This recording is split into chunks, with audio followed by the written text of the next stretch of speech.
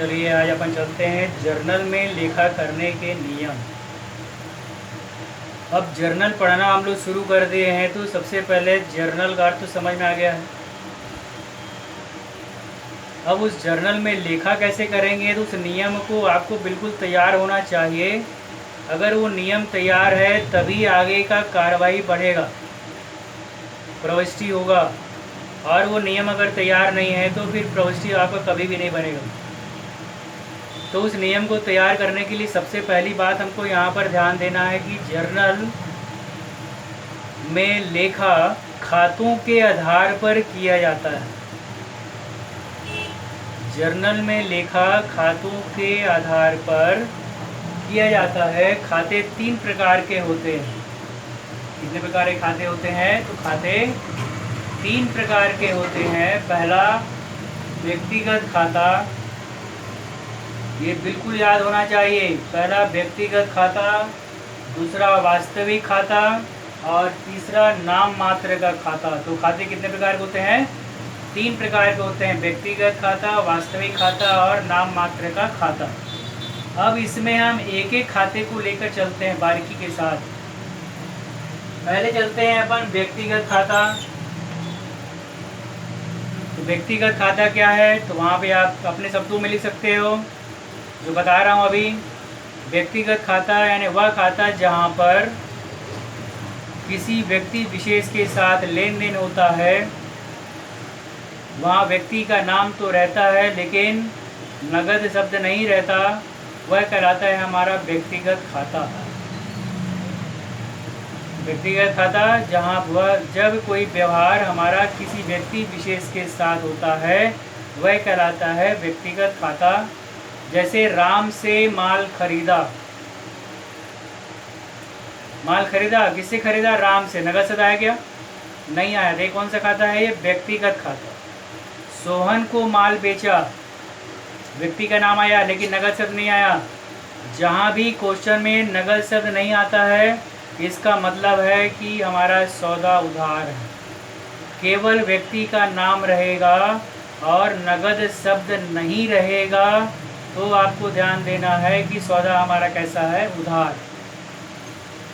तो व्यक्तिगत खाते में हमेशा उधार सौदा ही लगभग होता है। राम से खरीदा, सोहन को बेचा, रमेश को माल बेचा, ऐसा बोलता है तो ये सब उधार। रमेश को दिया, नगद दिया तो ये नगद है, वो आगे चला जाएगा दूसरे खाते में। ठीक है। तो पहला खाता कौन सा खाता? व्यक्तिगत खाता। और व्यक्तिगत खाते का नियम तो ध्यान देंगे, व्यक्तिगत खाते में पाने वाले को विकलन, देने वाले को समाकलन।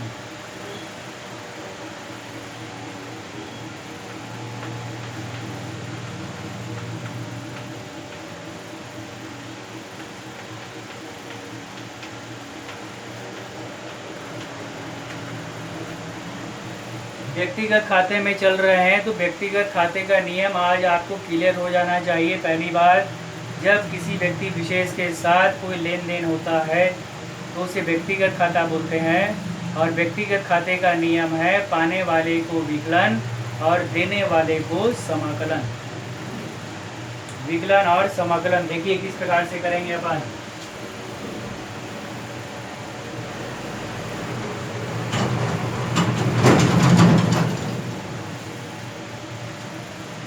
जब भी प्रविष्टि करेंगे हम लोग तो पहले कॉलम बनाना है। बिना कॉलम बनाए हमारा प्रविष्टि कभी भी नहीं हो सकता।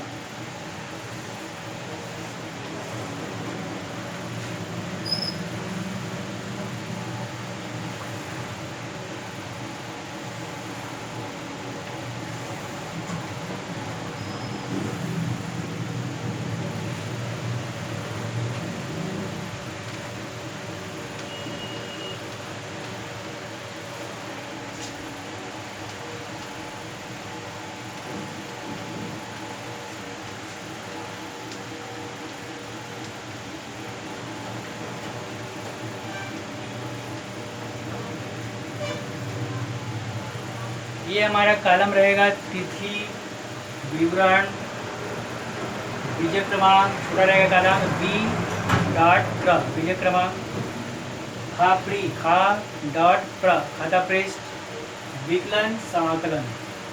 इस प्रकार से सबसे पहले आपको एक कॉलम बना लेना है। कॉलम बनाने के लिए स्केल का प्रयोग करना है, हाथ से आड़ा तिरछा लकीर नहीं खींचना है। अब हमको फिर जो है प्रविष्टि करने के लिए उसमें अपना दिमाग दे देना है। जैसे व्यक्तिगत खाते के बारे में बता रहा था, तो व्यक्तिगत खाता क्या है तो सबके दिमाग में आ गया है।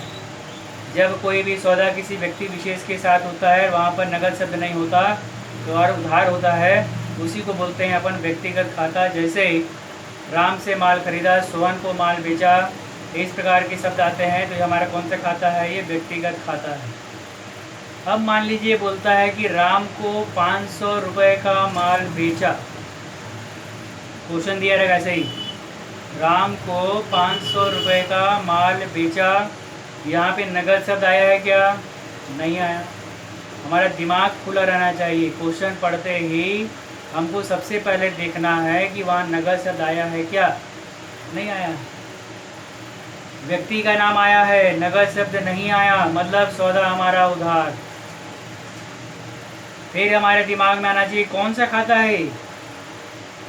व्यक्ति का नाम आया है, मतलब व्यक्तिगत खाता है। कौन सा खाता है?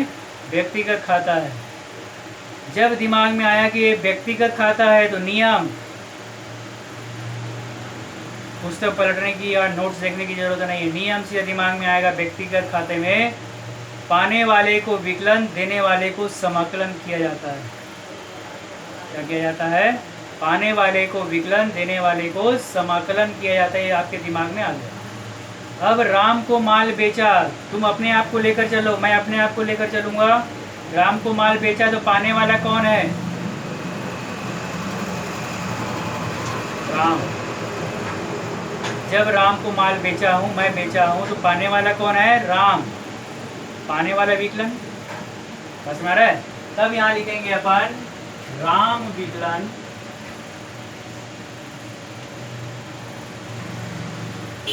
वी का लिख के डॉट लगा देंगे, पूरा विकलन लिखने की जरूरत नहीं। पाने वाला राम था, इसलिए राम विकलन 2। जो हम काम किए, राम को मिला, क्यों मिला? क्योंकि मैं उसको बेचा। राम को मिला, क्यों मिला? क्योंकि मैं उसको बेचा। और बेचने की क्रिया को क्या बोलते हैं? विक्रय। क्या बोलते हैं? बेचने की क्रिया को विक्रय बोलते हैं। तो राम विकलन थोड़ा सा जगह छोड़ के 2 विक्रय खाता।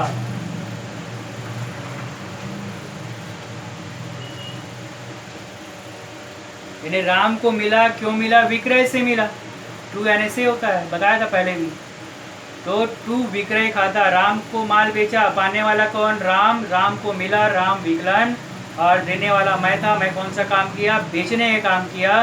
तो बेचने की क्रिया को लिखेंगे विक्रय से, या 2 विक्रय। फिर यहाँ पे नरेशन देना है पहले तुरंत। उधार माल बेचा,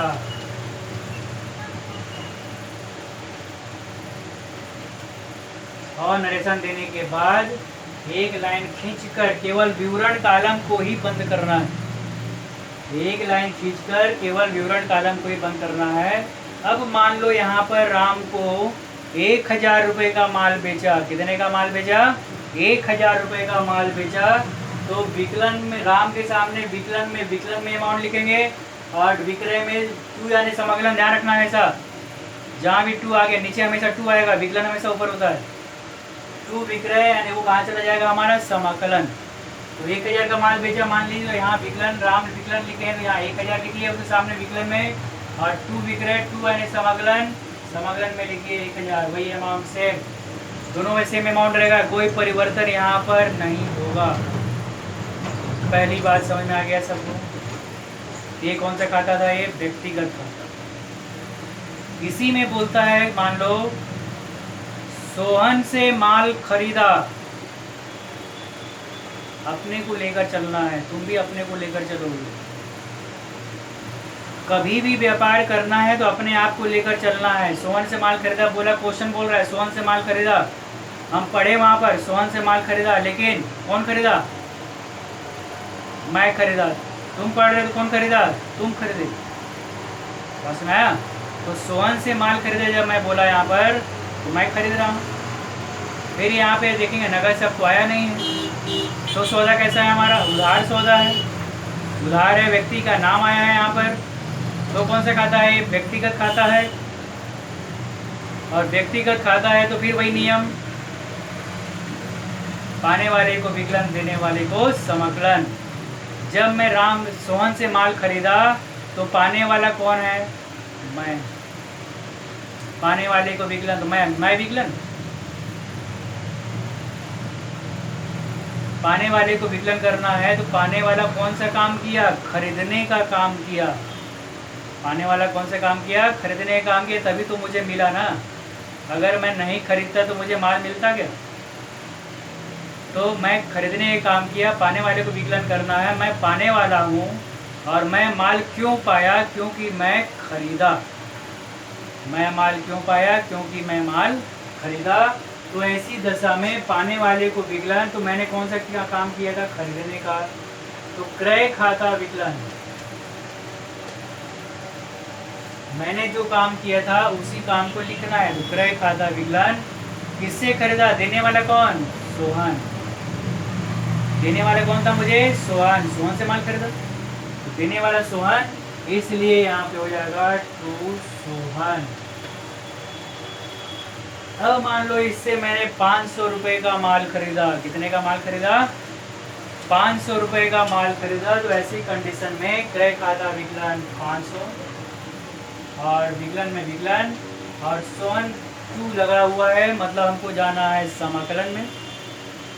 तो टू सोहन लिख दिए समाकलन में। कितना? 500 और नरेशन दे देंगे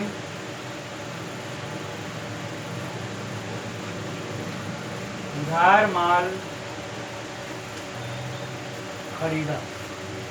इस प्रकार से व्यक्तिगत खाता ये होता है। तो व्यक्तिगत खाते के बारे में आज आपका पूरा क्लियर हो जाना चाहिए कि जब किसी व्यक्ति के साथ लेन देन होता है, नगद शब्द नहीं रहता है, तो सौदा हमेशा उधार होता है और उसी को बोलते हैं व्यक्तिगत खाता। और व्यक्तिगत खाते का नियम होता है पाने वाले को विकलन, देने वाले को समकलन। अब पाने वाला विकलन है, देने वाला समकलन है, तो फिर आपको नियम के हिसाब से वहाँ पर देखना है माल बेचा तो कौन पाया और माल खरीदा तो कौन पाया। जो भी पा रहा है उसको विकलन करो और जो भी हमको वहाँ पे माल दे रहा है उसको समकलन करो। ये नियम आपका पूरा दिमाग में बैठ जाना चाहिए। तब दो नियम और आगे बताऊंगा, तब आपका प्रवृत्ति क्लियर होगा। तो आज ये नियम को अपने दिमाग में एकदम रख लेना है कि ऐसा प्रवृत्ति होता है। इसके बाद फिर व्यक्तिगत खाते के बाद वास्तविक खाता आपको बताएंगे। वास्तविक के बाद नाम मात्र खाता। जब 3 नियम हो जाता है तो आपका एंट्री करने में आप माहिर हो जाओगे, एंट्री बनना तैयार हो जाएगा। अभी तो देखकर लग रहा होगा कैसे कैसे एंट्री हो रहा है, लेकिन आज इसको देखना ध्यान से और बना कर देखना, सोचना, दिमाग को खुला रखेंगे तभी ये दिमाग में काम करेगा, ये है ना। तब आपका एंट्री होगा। मान लो केवल हम देखकर बना के छोड़ दिए तो फिर कुछ नहीं होने वाला। और बताया था उस दिन पहले भी कि ये एंट्री ही जो है अकाउंट की रीढ़ की हड्डी है। ये सीख गए तो सब कार्य होगा। और इसको सीखने में अगर मान लो लापरवाही किए हम, तो ज़िंदगी में भविष्य में आने वाले समय में कभी भी कोई एंट्री हमारा बनेगा नहीं। और एंट्री नहीं बनेगा तो कोई भी काम नहीं होगा। अकाउंट के लिए एंट्री का होना बहुत ज़रूरी है। आगे बात समझ में सबको। तो इस प्रकार से इस एंट्री को देखना, आज जो बताया गया है सुनना, बना कर देखना, बन जाएगा। फिर इसके आगे आपको बताया जाएगा कि किस प्रकार से और हमको इसमें काम करना है। ठीक।